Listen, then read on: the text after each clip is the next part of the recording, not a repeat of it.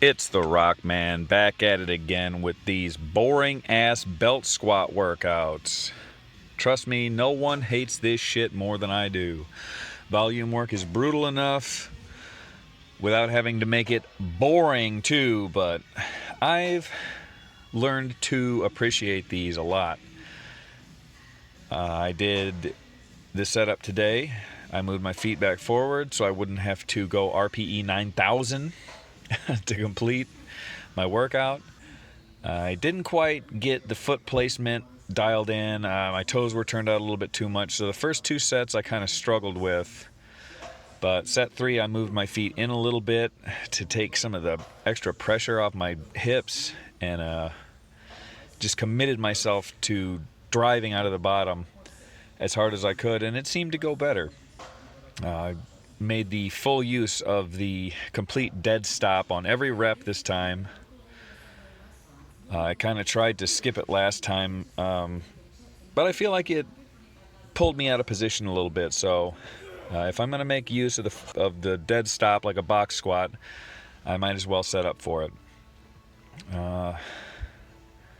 I was pretty sore when I went in today still to do this workout. I think a lot of the difficulty I had with set 1 and 2 was just mental, and yeah, I got over it. Really struggling to speak right now for some reason, but yeah, set 3 looks great. Set 4 was good. These really light up my quads and my hips, but I don't get the kind of glute activation that I'm looking for. And I went higher on the stiff-legged deadlifts today, or Romanian, whatever the hell you want to call them.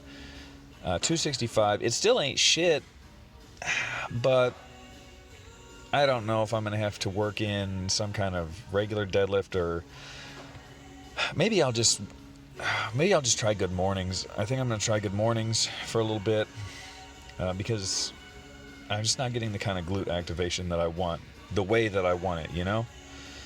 I worked in the step-ups again.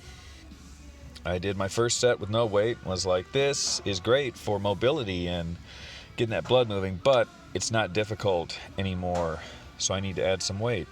And I was already starting to run short on time, so I was just, let's see what the rogue bar feels like. Maybe it'll be easier than I thought.